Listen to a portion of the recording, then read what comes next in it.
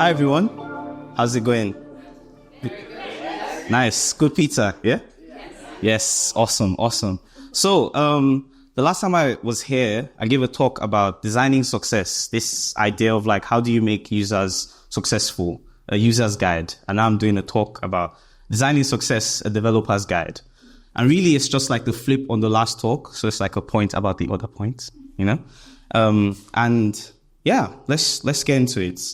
So firstly, we can all agree that writing, making, creating stuff is hard, especially because when you're trying to communicate an idea, like how it is in your mind, sometimes it doesn't really communicate how users or developers or the end person that's looking at this translates that, right? And this is more in relation to like developer documentation and educational material, right? And there are many ways that users like interact with educational content. So like documentation, courses, blogs. And usually when you write this, you want them to like leave feeling like, yeah, I've got this, right? Like I understand what this person has said and it's amazing and it's cool. And now I can go and conquer the world, right? But usually it's kind of like this, right? They get like, okay, I tried this, it didn't work. I tried this, it didn't work. I'm trying it again. Then they get frustrated and then they leave. And then they either like make an issue on your repo or say, well, this sucks. I'm not coming back here anymore. And if you've ever been like trying to predict what users would actually do, it's kind of like this. You're like, go left. And they're like, no, I don't know where left is. I'm going right and all of that. And it's a bit confusing, right? And you end up like having this comment that if it works on my machine, then it's cool, right? And having all of these like thoughts on, did I not do the work properly? Did I not communicate the idea properly? Or is the user not like using it as I predicted? So yeah, users, cool, isn't it?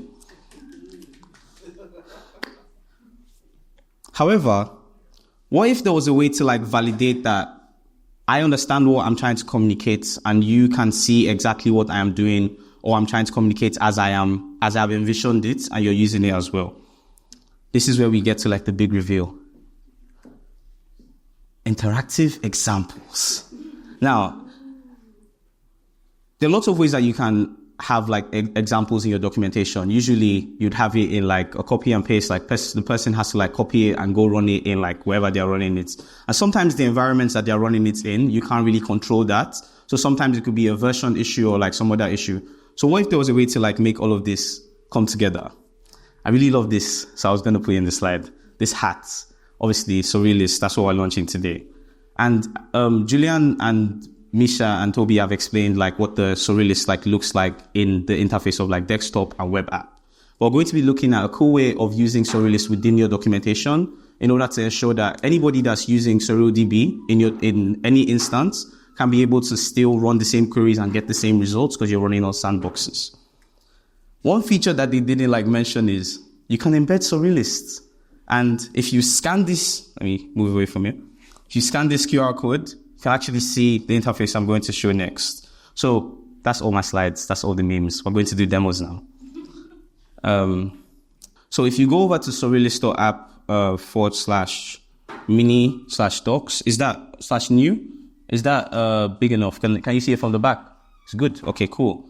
You can do like very, very cool stuff. Like for example, we have like demo data sets that's already created data in like your Surrealist instance, and you can load that in to like this Surrealist mini.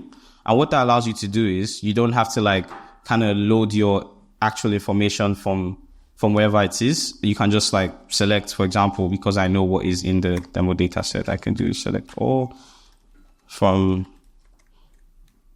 artist, and if I run that, what that allows you to do is just use data from the demo data set. And if you copy like this URL, and if I share this to like anybody here, you will get the same exact query that I've just run. And then by doing so, you can help me like debug or like see if there's any issues. Instead of doing just that one, let me try and do this one again. Here, this is much better. I'm going to have to start coding from here. So what this allows you to do essentially is you can set up like a query history. For example, you can set up like a bunch of like, you can create a bunch of records and then just have people like actually query it from here. And then they can see like the output as they use it. And you might ask like, okay, why is this exciting? One of the reasons why this is exciting is that you can actually embed as we already have done. So if you go to like surrealdb.com/docs/surrealdb/intro/start, very long URL, isn't it? But if you go to that, these lights are hot. If you go to that URL, you can see that we've already embedded some Surrealist minis within our documentation, and quite literally just let's do a getting started. What do you say? Yeah, cool. Let's go for it. So using SurrealDB, you can create a statement. I've already added this here. I'm going to create like a table here and just set all of these fields. Before, you would have to like copy this out, go to like a CLI, post that in, and then run it. Or if you had Surrealist running locally, you would copy that and put that there. But now you could just like run this and see what that will give you. And then the more explanation is the account record will create, and then a random ID has been generated for this. And you can see the random ID here. And then you keep going here. And then, yeah, you can also create like specific record IDs you can name like the specific record for the table, and then set the fields here. And then just run that, and you can see that, okay, this has created this person here. And then the more you keep going down, you can keep adding stuff. The point here really is that instead of having people copy code and take it to Surrealist to go run, you're able to just have that embedded within your documentation. And then you can actually have mini versions of Surrealist running. And if I took like this code here and put that there as my setup, and did that, and if I reload this embed, what I'll have here is this, but then it already has access to this information here. And because this is from person, not from article, that would have shown something else. And if I run this here, yeah, you can see that. And if I copy this URL and share it to anybody else, they could help me like debug or help me like see that this query is consistent. And we've added this throughout like the getting started guide and documentation, so as to help people like easily run these queries, and you don't have to like run the exact query that we've put here. You can actually just use one of the sandboxes and do. Oh wow, that's no statement. So if I did and run that, you'd have that. You don't have to follow what is there, but you can use this in like debugging and showing more examples. And you can also use this in your own project. So if you're like me or you like to blog on your personal blog, you can embed this within like your own blogs. You can embed this within like sharing examples to other people as well. And yeah, that's like one of the cool things that you can do with Surrealist using the mini embed generator, and you can have as much queries as you want. Another thing that I find very interesting with, I can Surrealist.app. Oh, yeah. Let me just come there. So in Surrealist, we've added like API documentation, and while this is a very simple feature, seemingly simple feature, what it does is it allows you to also load more data sets as we add them. And you can use Surrealist as is without having to worry about like, creating data. You can actually interact with data that is already created. So for example, if you load this data set now, you can like scroll through and see the information that's already there. And it gives you like example queries that you can copy and just go to the query view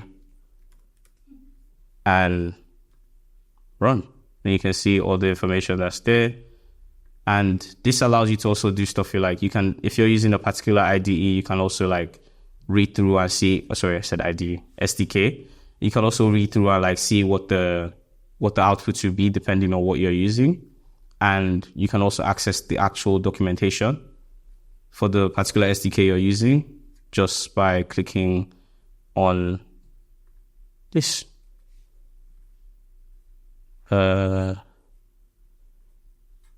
And yeah, be my demo. Thank you so much for listening.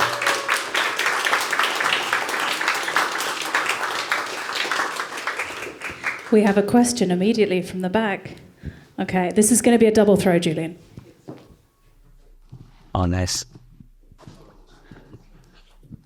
What an exciting feature, Obinna. That's amazing.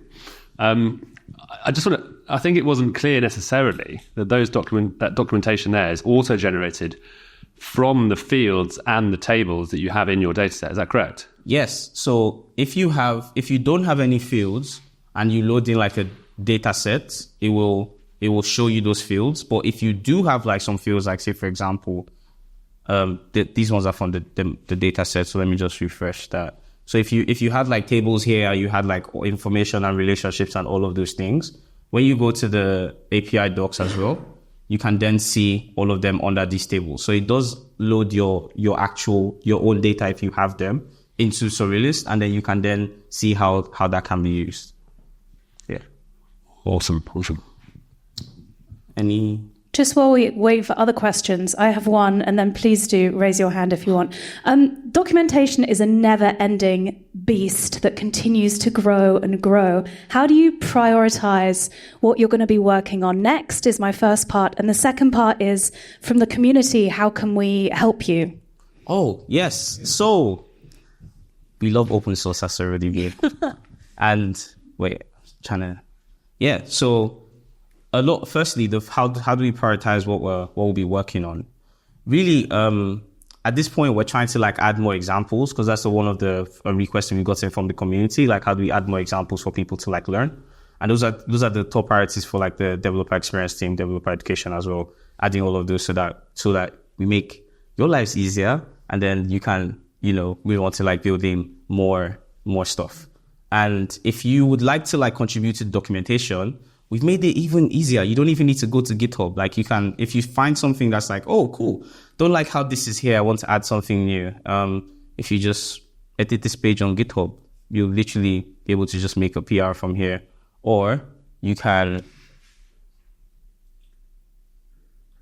just head over to surrealdb.com, github.com/surrealdb/docs, and you can get this repo, make a PR. We do have like a bunch of PRs open. It's very interactive. We check this every day. So if you have like any requests, we're super happy to help. And yeah, please contribute. We'll love that. Yeah. Oh, we'll just chuck this over here, yeah. Oh, we're just walking. So does that mean that we can, the users can offer examples as, I know I've said this to Toby many times, but on php.net, one of the glories is users can just add examples. And it's one of the best things about PHP and why it's still number 2 or number 3 language on the internet. In other words, it's still huge.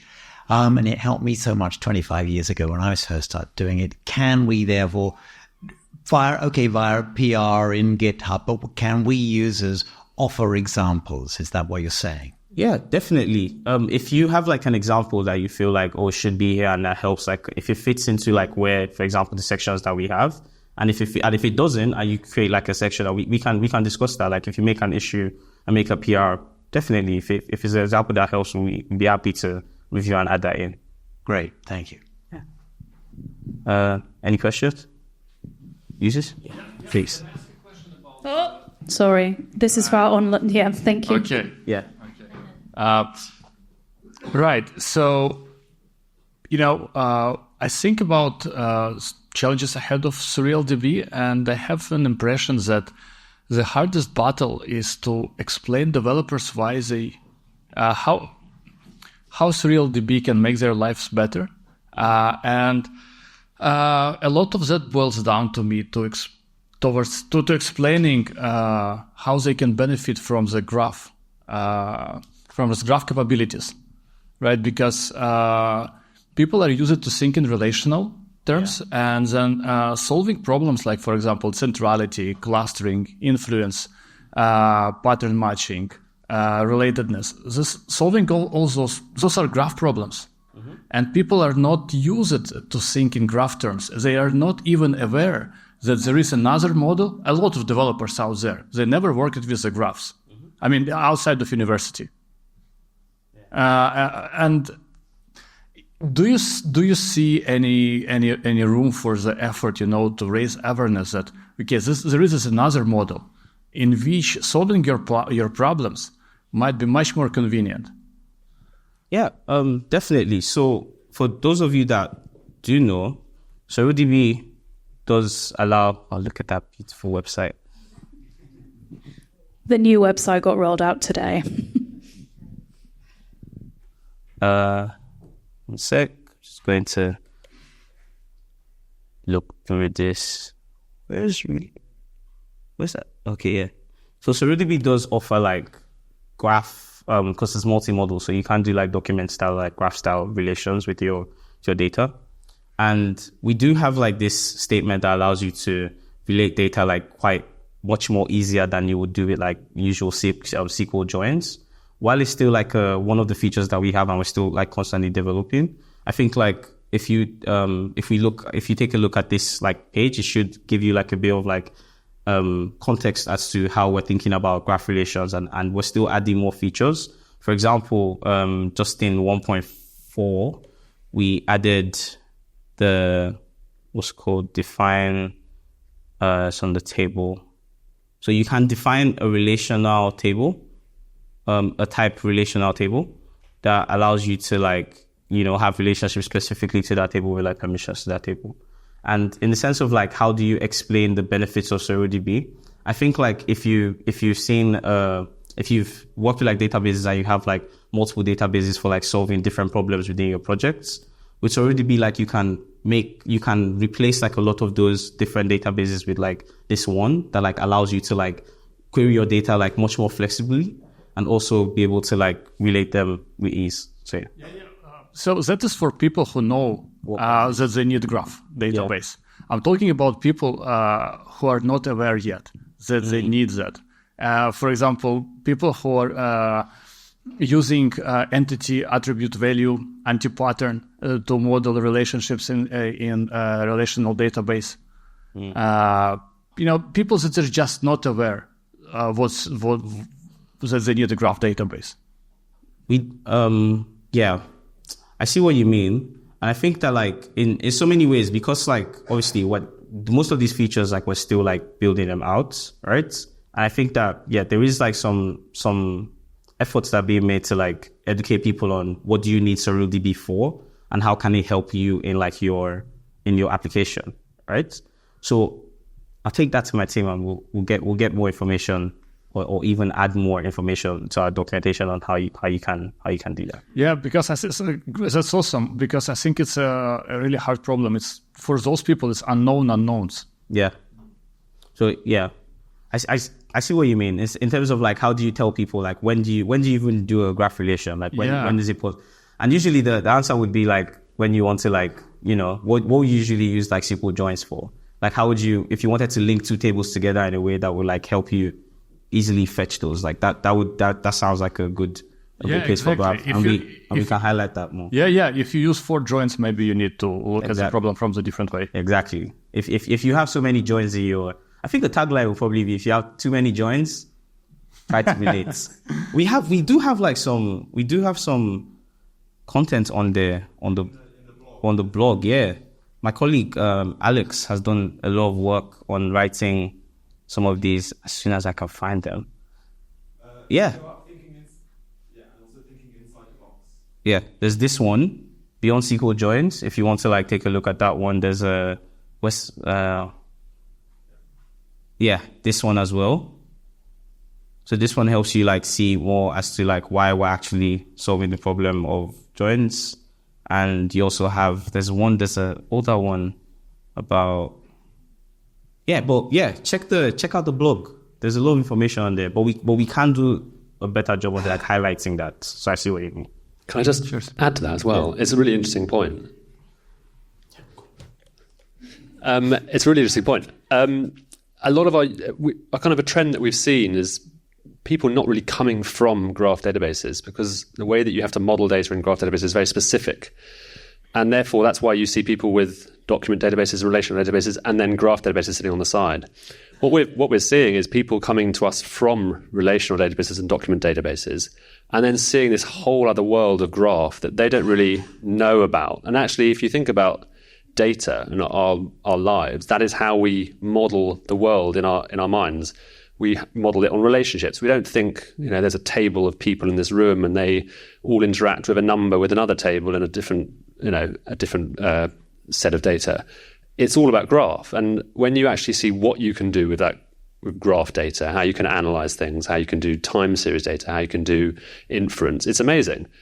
But I think the big problem with graph databases, and they've done a brilliant job for the last 15 years selling graph to people, but they force you into having to think in only a graph way. And I think one of our benefits, and it's definitely something we want to build on and learn from and then build on some more, is the kind of flexibility of being able to come from a relational and document world and move into graph. And I think that's where the real power of SurrealDB kind of shines. It's being able to use those two or three different models, but not have to think in one of those models at any one time. You can think in any of those models and query in any of those models. But yeah, it's really a good point. And one of the functionalities or feature sets that we want to improve as we go along in the database is the graph side and the querying and arbitrary depth querying and things like that.